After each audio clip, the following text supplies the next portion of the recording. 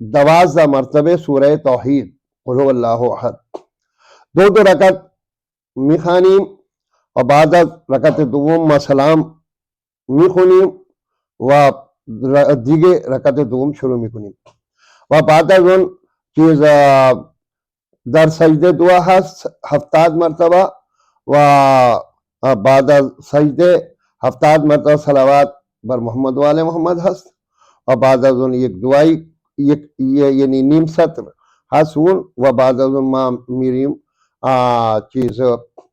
سجده. N طور اعمال هستن و بعد از یعنی اعمال نماز عشاء میخونیم و بعد از نماز عشاء انشاءاللہ زیارت و دعای کمیل وغیرہ ان چیز ہمیشہ و بعد از دعای کمیل انشاءاللہ زیارت امام حسین علیہ السلام. عزیزان محترم، یہ شب بہت ہی اہم شب ہے اور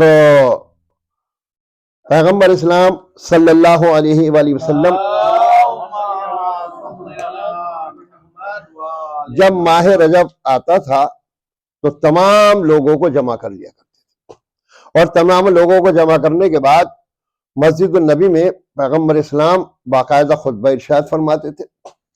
اور اس خطبے میں اعلان فرماتے تھے کہ یہ مہینہ برکتوں کا مہینہ ہے، مغفرت کا مہینہ ہے اور رحمت کا مہینہ ہے. اور 2 مہینوں کو نبی پاک نے فرمایا ہے کہ رجب اور شعبان میرا مہینہ ہے. رجب اور شعبان کو نبی پاک نے فرمایا میرا مہینہ ہے اور رمضان کو فرمایا یہ امت کا مہینہ ہے. یہ تو سب اللہ کے مہینے ہیں لیکن یعنی اس میں جو ہے وہ تو یہ نبی پاک کا ارشاد گرامی ہے. نبی پاک نے فرمایا کہ رجب میں ایک شب ایسی ہے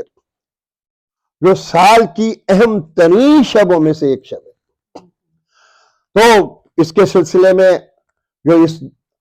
قول کی تفسیر کی گئی وہ یہ ہے کہ وہ شب لیلۃ الرغائب ہے. لیلۃ الرغائب یعنی رجب کی پہلی شب جمعہ لیلۃ الرغائب کہلاتی ہے. تو یہ اس کی بڑی اہمیت ہے. اور دیکھیے یوں تو ماہ رجب پورا ہی بابرکت مہینہ ہے. رجب جو ہے جنت میں ایک نہر ہے جو مخصوص ہے مولا کائنات علی بن ابی طالب علیہ السلام کے چاہنے والوں کے لیے. اللہم صلی علی محمد. اور اس میں سے فقط وہی پانی پئیں گے اور دوسرا پانی نہیں پیے گا. اور اس کی یہ بڑا بابرکت مہینہ ہے. اور قرآن کریم میں سورہ توبہ میں سورہ برات جسے کہا جاتا ہے اس کی 36 نمبر کی آیت میں اللہ نے اعلان فرمایا ہے کہ جب سے زمین و آسمان بنے ہیں اس وقت ہی سے جو ہے 12 مہینے ہوتے. 12 مہینے ہوتے اور ان 12 مہینے میں 4 مہینے محترم مہینے اور ان 4 محترم مہینوں میں پہلا رجب کا مہینہ ہے، دوسرا ذی القعدہ کا مہینہ ہے، تیسرا ذی الحجہ کا مہینہ ہے اور چوتھا محرم کا مہینہ. یعنی ان مہینوں میں آپ کافر کے خلاف بھی جنگ شروع نہیں کر سکتے. اگر ہو رہی ہے تو ظاہر ہے وہ تو آپ کے اختیار میں نہیں ہے، لیکن اگر آپ کے اختیار میں ہے اور آپ یعنی اسٹارٹ کرنا چاہتے ہیں اور آپ رک سکتے ہیں اور دشمن سے وہ جب تک وہ کر سکتے ہیں تو اس مہینے میں جنگ نہ کریں. اور اگر جنگ شروع ہے چل رہی ہے تو وہ ایک الگ حکم ہے. تو یہ مہینہ بڑی برکتوں کا مہینہ ہے. پہلی رجب کو 5ویں امام علیہ السلام کی ولادت ہے. اللہم صلی علی محمد. تیسری رجب کو 10ویں امام علیہ السلام کی شہادت ہے اور 5ویں رجب کو 10ویں امام علیہ السلام کی ولادت ہے اور 10ویں رجب کو 9ویں امام علیہ السلام کی ولادت ہے اور 13 رجب کو امام المتقین سید الاوصیاء حضرت مولا کائنات علی بن ابی طالب علیہ السلام کی ولادت کی تاریخ ہے. اور 22 رجب تو مشہور ہی ہے کہ نظر امام صادق علیہ السلام اور 24 رجب کو فتح خیبر ہے اور 25 رجب کو امام موسیٰ کاظم علیہ السلام کی شہادت کی تاریخ ہے اور 26 رجب کو 26 رجب وفات حضرت ابو طالب علیہ السلام اور 27 رجب ہم سال بیست و ہم یعنی روز بیست و ہم معراج، یعنی 26 رجب کو جو ہے جناب ابو طالب کی وفات ہے، اور 27 رجب کو بعثت بھی ہے، یعنی جس دن پیغمبر اسلام نے اعلان کیا تھا اپنی رسالت کا وہ 27 رجب تھی، اور 27 رجب کو پیغمبر اسلام کو شب 27 میں معراج حاصل ہوئی تھی، اور 28 رجب کو امام حسین علیہ السلام کا سفر ہے مدینے سے مکے کی طرف۔ تو اس طریقے سے اس مہینے میں ولادت کی بہت سی تاریخیں ہیں اور شہادت کی تاریخیں بھی ہیں، یعنی یہ اس بات کی دلیل ہے کہ ہمارے ہاں خوشی اور غم دونوں ایسی اہم ترین عبادتیں ہیں کہ اس مہینے میں جہاں خوشی کی اہم ترین تاریخیں آئی ہیں وہاں غم کی بھی اہم ترین اور عظیم ترین تاریخیں ہیں۔ آج کی شب جو ہے جسے اول شب جمعہ کہا جاتا ہے، نوچندی جمعرات کہی جاتی ہے، رجب کی نوچندی جمعرات لیلۃ الرغائب کہلاتی ہے۔ لیلۃ الرغائب کا جو ہے یعنی رغبتوں والی رات، رغبت کی جمع ہے رغائب، یعنی جب انسان اللہ کی طرف رجوع کرتا ہے، رغبت کرتا ہے، تو اسے کہا جاتا ہے لیلۃ الرغائب۔ اس نماز کے سلسلے میں، ان اعمال کے سلسلے میں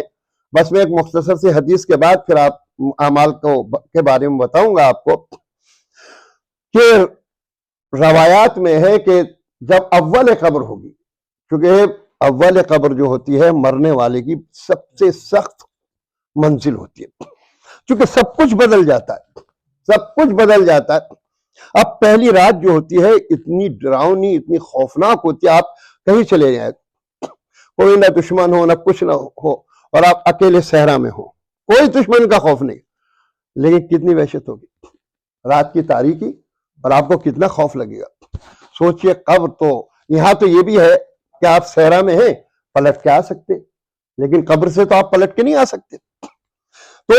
اس شب کے لیے کتنا بڑا علاج ہے، آپ توجہ دیں کہ یعنی نبی پاک نے فرمایا کہ جب اول شب ہوگی تو یہ مرحلہ مرنے والے کے لیے بڑا سخت ہوتا ہے۔ تو دیکھے گا کہ خوبصورت سا شخص قبر کے اندر داخل ہوا، جس کے جسم سے بہترین خوشبو آ رہی ہے، جس کی پیشانی سے نور ساطع ہو رہا ہے، جو یعنی بات کرتا ہے تو ایسے لگتا ہے جیسے کہ موتی جڑ رہے ہیں، اور اس کی آنکھوں میں بھی کشش ہے، اس کی باتوں میں کشش ہے، اس کے جسم میں خوشبو ہے، اور وہ یعنی مرنے والے سے کہتا گھبراؤ نہیں، تم اکیلے نہیں ہو، ہم تمہارے ساتھ ہیں، ہم تمہیں نجات کی خوشخبری دیتے ہیں۔ تو یہ کہتا ہے کہ بھئی آپ کون ہیں؟ آپ کا بہت بہت شکریہ کہ اس وحشت ناک ماحول میں، اس تاریک گھر میں آپ نے آ کر روشنی کر دی ہے، لیکن اپنا تعارف بھی تو کرائیے، آپ کون ہیں؟ یہ کہے گا اے بندہ خدا، میں جو تم نے فلاں سال میں لیلۃ الرغائب کے اعمال انجام دیے تھے میں وہ ہوں، اور جیسے ہی تم نے اعمال انجام دیے تھے اللہ نے تمہارے اعمال کو قبول کیا، اور قبول کرنے کے بعد مجھے پیدا کر دیا اس سے، اور مجھے حکم تھا کہ میں تمہارے لیے دعائیں مغفرت کرتا ہوں، اور اب مجھے حکم دیا گیا ہے کہ میں قبر میں آ کر تمہیں آرام و سکون دوں، اور میں یہیں تک نہیں ہوں بلکہ جب تم اٹھو گے قیامت میں تمہارے ساتھ رہوں گا، ہر منزل پہ تمہارے ساتھ رہوں گا، صراط پہ تمہارے ساتھ رہوں گا، میزان پہ تمہارے ساتھ رہوں گا، تمہاری سخت ترین منزل کو آسان کروں گا۔ تو عزیزان گرامی، سب سے بڑی فضیلت اور دولت ہمارے لیے یہ ہے کہ جب کوئی نہیں ہوگا تو یہ اعمال ہمارے کام آئے گا، اور نبی پاک نے فرمایا کہ سچے دل سے جو توبہ کرے گا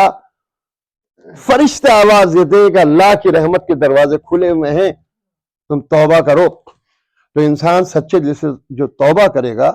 خدا عالم اس کی توبہ کو قبول فرمائے گا۔ بس ایک بات یاد رکھیں آپ کہ اگر ہم یہ چاہتے ہیں کہ اللہ ہمیں معاف کر دے تو ضروری ہے کہ ہم بھی دوسروں کو معاف کر دیں، جس سے کچھ بھی گلا شکوہ خفگی ہو گئی ہے، رشتہ دار ہیں، دوست ہیں، احباب ہیں، کمیونٹی کے لوگ ہیں، انہیں معاف کر دیجیے۔ ابھی آپ پورے طور سے معاف بھی نہیں کر پائیں گے کہ وہاں سے لسٹ سے آپ کے گناہ بالکل محو کر دیے جائیں گے۔ اب یہ نماز جو ہے یہ اعمال دیکھنے میں تو زیادہ لمبے نہیں ہیں، لیکن پھر بھی میں سمجھتا ہوں کہ 1.5 گھنٹہ تو ان میں لگے گا، اور آپ 1.5 گھنٹے کے نام سے گھبرائیے گا نہیں، ٹائم بڑی جلدی گزر جاتا ہے۔ تو دیکھیے 2 رکعت نماز ہے، یہ ہے 2 رکعت نماز، اور یہ 2 رکعت نماز جو ہے، ایک منٹ میں بھی بتاتا ہوں، ذرا ایک چیز دیکھ رہا تو دعا کے بعد، ہاں، کہ یہ جو یعنی یہ ہے 12 رکعت نماز، اور یہ 2 رکعت کر کے آپ کو پڑھنا ہے۔ پہلی ہو، دوسری ہو، تیسری ہو، چوتھی ہو، ہر ایک میں ایک ہی چیز پڑھنا ہے، یعنی 2 رکعت کر کے پڑھنا ہے، پھر سلام پڑھنا ہے، پھر سلام کے بعد ادھر ادھر نہیں دیکھنا ہے، پھر نیت کر کے کھڑا ہو جانا۔ میں پڑھتا رہوں گا، آپ جماعت کی نیت نہیں کیجیے گا، سب کو اپنا اپنا پڑھنا ہے، لیکن ایک ماحول بنا رہے گا جس میں آپ ساتھ ساتھ چلتے رہیں گے، اور جس میں آپ سے کوئی مسٹیک انشاءاللہ نہیں ہوگی۔ میں کوشش کروں گا کہ مجھ سے کوئی مسٹیک نہ ہو۔ تو ہر رکعت میں سورہ حمد کے بعد 3 ٹائم سورہ قدر یعنی انا انزلناہ فی لیلۃ القدر الحمد کے بعد، اور یعنی سورہ قدر کے بعد 12 ٹائم سورہ توحید یعنی قل هو اللہ احد اللہ الصمد، یہ 12 ٹائم۔ جب 12 مرتبہ پورا کر لیا تو پھر ہم رکوع، سجدہ، تمام چیزیں پھر ویسی ہوتی ہے جیسے ہم نماز میں۔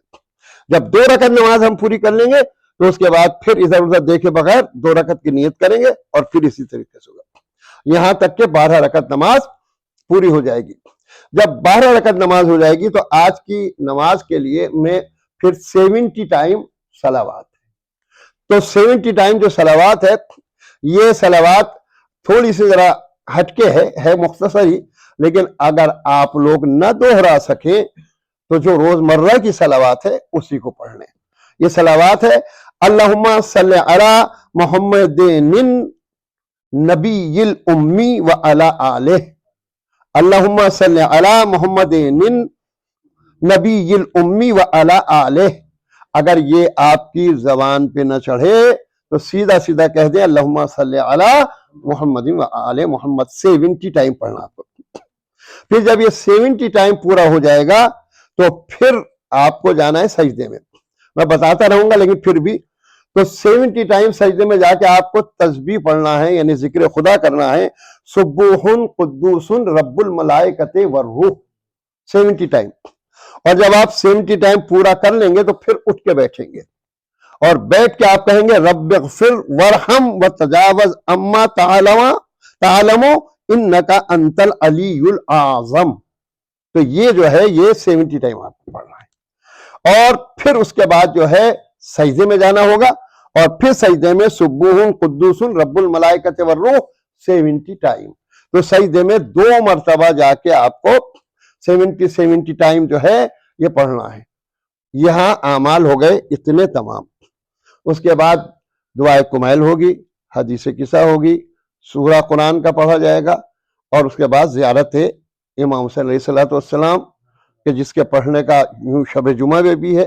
اور لیلۃ الرغائم میں بھی، تو دونوں فضیلتوں کے اعتبار سے زیارت امام حسین علیہ السلام